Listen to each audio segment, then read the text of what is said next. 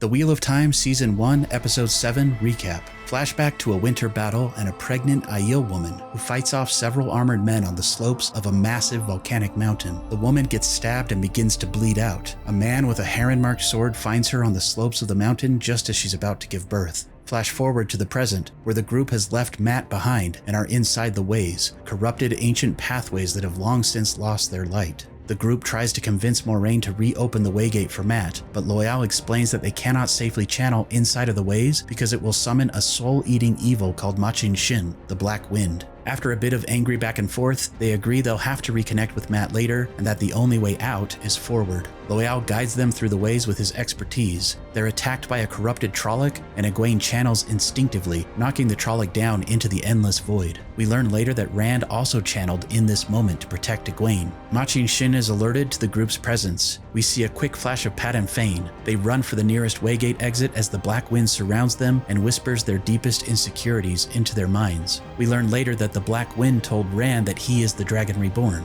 Nynaeve, in another massive display of raw power, holds off the Black Wind, giving Moraine enough time to open the nearby Waygate. They exit near a fortress city in the borderlands far to the north called Faldara. The group meets the Lord of Faldara, Agomar, and his sister, Amalisa. They also meet a bartender in the city called Min, who sees images and flashes of the future through visions and viewings of people. She sees Perrin with wolf eyes and blood on his chin, Rand with a baby, and Nynaeve and Egwene with a white flame and a ring of gold, though we don't know which viewing belongs to which of the girls. Min tells Moraine that the Amaryllis seat will be her downfall. Pat and Fane exits the Waygate, somehow unscathed by the Black Wind, and Perrin thinks he sees Fane in the streets. Moraine tells the group she still doesn't know which of them is the dragon, but that they must go to the Eye of the World to stop the Dark One, and that none of them are likely to survive the encounter. She gives them the night to decide if they will join her in the morning. Nynaeve and Lan connect and sleep together. We learn that Lan is the uncrowned king of a place called Malkir, which has long since been overrun by the Blight, a land that is corrupted by the Dark One. Rand tries to push his friends away because deep down he knows he's the dragon. He tries to blame Perrin for having a crush on Egwene, and Nynaeve fuels the flames. Later, Rand apologizes to Egwene. After Egwene tells Rand that she'll stay with him no matter what, even if he's the dragon, he finally decides to accept the truth. We see a flashback of Rand on the night of the Trolloc attack back in the Two Rivers, and we learn that Tam, Rand's father, feverishly told Rand that he found him as a baby in the snow. We also learn that Rand has been channeling the Corrupted One power since he escaped from Dana the Darkfriend in Episode 3. Rand returns to Min and asks her if she knows the truth about him. She tells him of her first vision when she was a little girl in the streets of Tar Valon.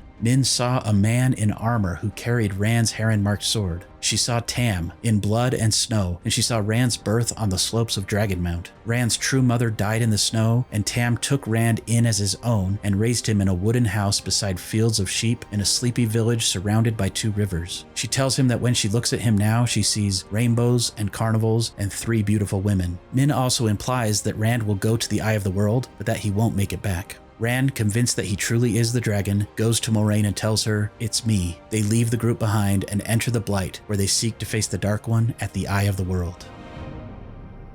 Just as the show gets more complex, so do the recaps. Please like and subscribe, and check out my other long-form content for quality Wheel of Time book lore, episode breakdowns, theories, and more. Thanks for watching and sharing.